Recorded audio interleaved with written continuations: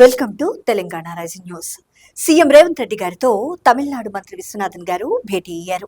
ఇటీవల తమిళనాడులో మంత్రిగా ప్రమాణ స్వీకారం చేసిన కాంగ్రెస్ పార్టీ ఎమ్మెల్యే విశ్వనాథన్ గారు ఆదివారం హైదరాబాద్ జూబ్లీ హిల్స్ లోని సీఎం గారి నివాసానికి వచ్చి రేవంత్ రెడ్డి గారిని మర్యాదపూర్వకంగా కలిశారు. అఖిల భారత కాంగ్రెస్ కమిటీ ఏఐసీసీ తెలంగాణ రాష్ట్ర కార్యదర్శిగా సైతం విశ్వనాథన్ గారు పనిచేసిన సంగతి మనందరికీ తెలిసిందే. ఈ నేపథ్యంలో వారు మంత్రిగా నియమితులైన తర్వాత తొలిసారి మన హైదరాబాద్ కు వచ్చి సీఎం గారితో పాటు మంత్రులు పొంగులేటి శ్రీనివాసరెడ్డి గారు, సీతక్క గారు, PCC chief MLC Mahesh Kumar Goud గారితో భేటీ అయ్యారు. విశ్వనాథన్ గారికి మంత్రి పదవి దక్కడంతో సీఎం రేవంత్ రెడ్డి గారు, మంత్రులు, నేతలు ఆయనకు అభినందనలు తెలిపారు. ఇక్కడ మరొక ముఖ్యమైన అంశం చూస్తున్నాం. నేటి నుంచి మహిళా వారోత్సవాలు, మహిళా సంఘ భవన నిర్మాణానికి శంకుస్థాపన చేయనున్న సీఎం రేవంత్ రెడ్డి గారు. రాష్ట్ర వ్యాప్తంగా ఈ రోజు సోమవారం నుంచి మహిళా వారోత్సవాలు వైభవంగా ప్రారంభం కానున్నాయి.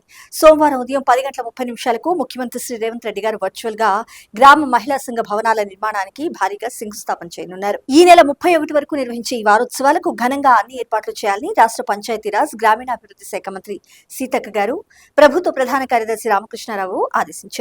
వారం రోజుల పాటు గ్రామ, మండల స్థాయిలో ఇందిరా మహిళా శక్తి భవనాలు, అంగన్వాడీ కేంద్రాల నిర్మాణానికి శంకుస్థాపన, మహిళల భద్రత చట్టాలపై అవగాహన కల్పించడం, సోలార్ పవర్ ప్లాంట్ల స్థాపన, ఉల్లాస్ కార్యక్రమం, అమ్మ మాట, అంగన్వాడీ బాటా తదితర కార్యక్రమాలను భారీ ఎత్తున నిర్వహించనున్నారు. ఇక్కడ మనకు ముఖ్యమైన అంశం చూసినాం.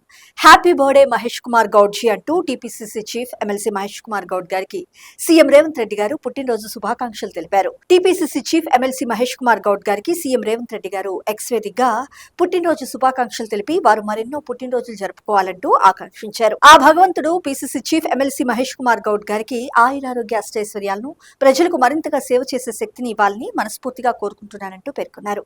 మహేష్ కుమార్ గౌడ్ గారి నాయకత్వంలో భవిష్యత్తులో రాష్ట్ర కాంగ్రెస్ పార్టీ బలమైన రాజకీయ శక్తిగా ఎదిగి తిరుగులేని రాజకీయ విజయాలను సాధించాలని ఆకాంక్షించారు. PCC chief MLC Mahesh Kumar Goud గారి పుట్టినరోజు సందర్భంగా నిన్న గాంధీ భవన్ లో ఘనంగా పుట్టినరోజు వేడుకలు జరిగాయి.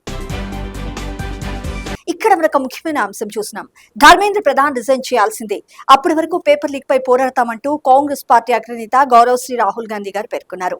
నీట్ పరీక్ష పేపర్ లీకేజీ వ్యవహారంలో బాధ్యత వహిస్తూ కేంద్ర విద్యాశాఖ మంత్రి ధర్మేంద్ర ప్రధాన్ తన పదవికి రాజీనామా చేసే వరకు కాంగ్రెస్ పార్టీ ఎంత మాత్రం విశ్రమించబోదని కాంగ్రెస్ పార్టీ అగ్రనేత గౌరవశ్రీ రాహుల్ గాంధీ గారు స్పష్టం చేశారు. అలాగే భవిష్యత్తులో ఇలాంటి పేపర్ లీక్లు జరగకుండా ఒక పటిష్టమైన వ్యవస్థను ఏర్పాటు చేయాలంటూ కూడా వారు డిమాండ్ చేశారు. ఈ మేరకు హైదరాబాద్ లో విద్యార్థులు చేపట్టిన భారీ నిరసన ప్రదర్శనకు సంబంధించిన వీడియోను కాంగ్రెస్ పార్టీ అగ్రనేత గౌరవశ్రీ రాహుల్ గాంధీ గారు తన ఎక్స్ ఖాతాలో పోస్ట్ చేశారు. ఈ నిరసనలో విద్యార్థులు కేంద్ర మంత్రి ధర్మేంద్ర ప్రధాన్ రాజీనామా చేయాలంటూ డిమాండ్ చేశారు. ఇక్కడ మనకు ముఖ్యమైన అంశం చూసినాం.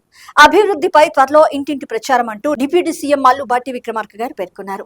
రాష్ట్ర అవతరణ వేడుకలను పురస్కరించుకుని జూన్ 2వ తేదీ నుంచి ఇందిరమ్మ బీమా పథకాన్ని అమలు చేయనున్నామని, తద్వారా రాష్ట్రంలో 1.6 కోట్ల కుటుంబాలకు ప్రయోజనం చేకూరనుందని డిప్యూటీ సీఎం మల్లు భట్టి విక్రమార్క గారు పేర్కొన్నారు. ప్రభుత్వ సంక్షేమ పథకాలపై సామాజిక మాధ్యమాల్లో తప్పుడు ప్రచారం చేస్తున్నారని, వాటిని తిప్పికొట్టేందుకు తాము చేపట్టిన అభివృద్ధిపై త్వరలోనే ఇంటింటా జోరుగా ప్రచారం చేపడతామంటూ పేర్కొన్నారు.